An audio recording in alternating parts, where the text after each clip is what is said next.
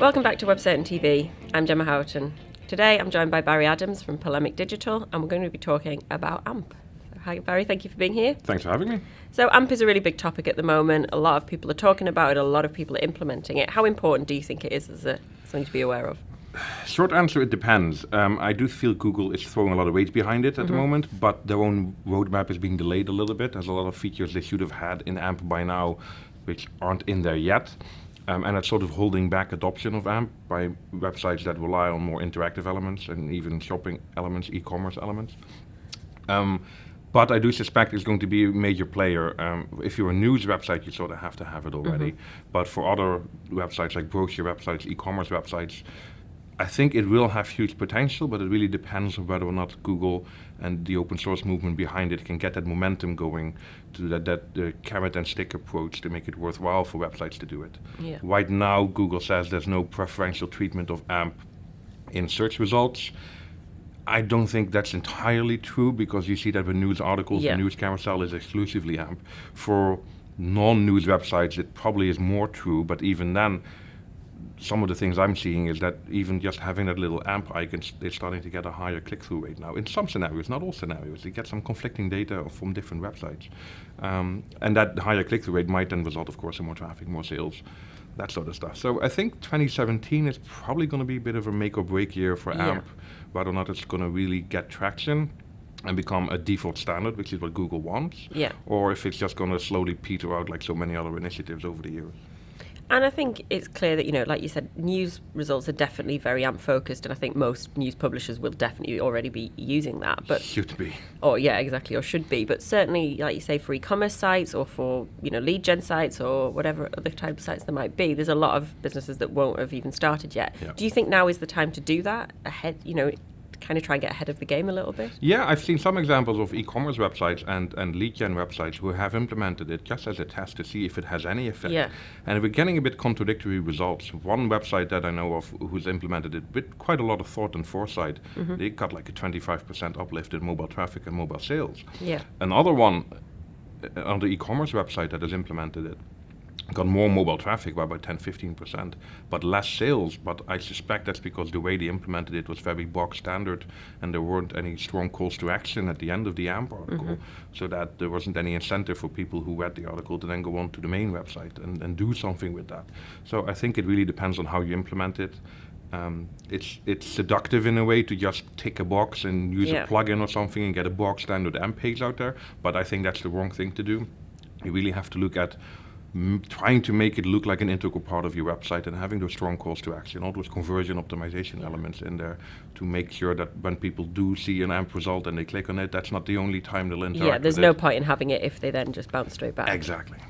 And there's been a lot of I think there's been some research done to show that once people do go into AMP, generally it's more common that they stay within AMP pages and then go back as opposed to clicking through. So that makes it, I guess, like you say, even more important that you do make it very clear what they should do next and why they should do it.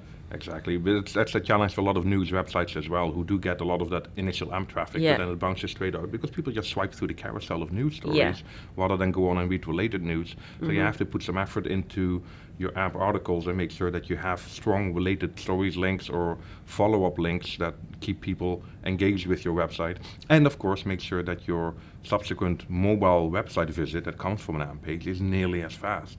Yeah. You can't have that AMP page load in 1.5 seconds, and then when people click on through, they have to wait 15 seconds for your page to load. That's just a straight click of the back button and off they go. So it's very much like everything really. It's not just focusing on, okay, we can get some AMP pages. It's thinking about your whole website, your whole process, and making sure that it all works together. AMP is not a fix for a bad mobile experience. I think it's an add-on which can have positive effect, but it's not going to replace a good mobile experience, and it should never be interpreted as that. And then to actually implement it, so you mentioned there that you can't just kind of get a out-of-the-box solution and probably fairly easily get something going with AMP, but to customize it and make it work for you, that needs a bit more effort. So what are the kind of, how easy is it to implement, and what are the pitfalls maybe that you might find? Because the standard is relatively young and uncomplicated, it's actually really easy to build AMP pages. the trick is to make AMP pages look good and make them interactive in any way, because the standard AMP page is just static HTML with almost no JavaScript and very little CSS. So you are going to have to work within those constraints. But some websites do it really, really well. For example, if you look at the AMP pages that The Guardian publishes for the news website, they're almost indistinguishable from the normal news articles, because they put a lot of effort into it and they're really stretching the boundaries of what the platform can do. So it does take a bit of effort to make it look good and make it interactive. The bog standard approach, I mean, there's a lot of examples. The AMP by example website gives you templates that you can just fill in and put your own content in, and voila. Wouldn't necessarily be my recommendation, because again, you run into that template problem where people just don't engage with your content at all, because it just looks like a bog standard article and there's no strong call to action.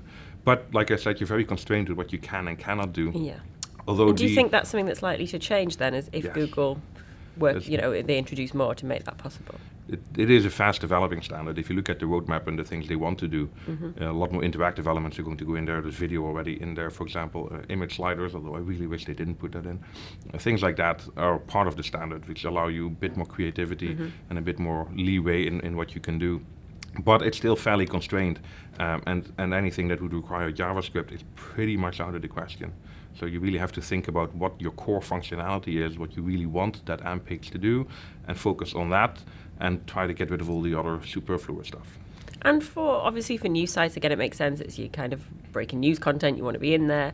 For other websites, is it something that's rolled out, site-wide, or is it something that you choose very specific which pages you want to target with that and focus just on them? Yeah, I haven't seen any examples of non-news websites doing it site-wide, seeing huge uplifts. I have seen websites that have used AMP for some key landing pages that then have really positive impact. Other websites that use it just for their blog to get more engagement and traction on mobile search for the blog results. Again, seeing uplifts in traffic. So it really depends on what you want out of it. I think if you have a really well-optimized mobile experience already, you might not want to go down the AMP route just yet. Yeah. It really depends on how the search results are evolving. But for websites that, for example, have for some technological reasons are really struggling to get that initial mobile experience to be optimized, you could use it as a stopgap measure, never a replacement, as a stopgap measure to at least get some optimized content out there in the short term while you go and do the hard work in the long term. And I think the kind of key point with maybe all of this is just mobile in general. So AMP is one part of it, and it's potentially, it's something new, and it's something that, as usual, gets a lot of buzz about it, and maybe everybody starts to think we must have AMP. But actually, it's just the fact that Google is investing more in mobile. The mobile first index is coming. So really, AMP might be correct for you, it might not, but mobile certainly is, and you should be heavily investing in your mobile experience. I think what a lot of businesses don't necessarily understand is that we're only about not even halfway through internet adoption worldwide. There's about 3 billion people online at the moment, but another 4 billion who are not online.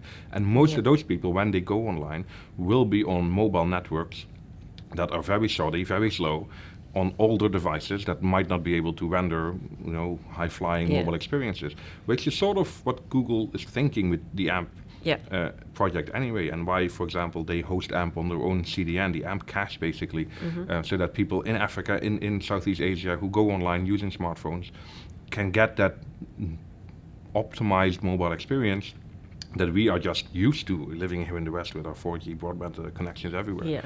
So it's worth keeping that in mind if you are beginning to target those sorts of countries, want to go international with your offering, that AMP is a fairly good way of getting that visibility, getting that mobile footprint without having to invest a lot of money into CDNs with nodes in Africa and Southeast Asia and places like that.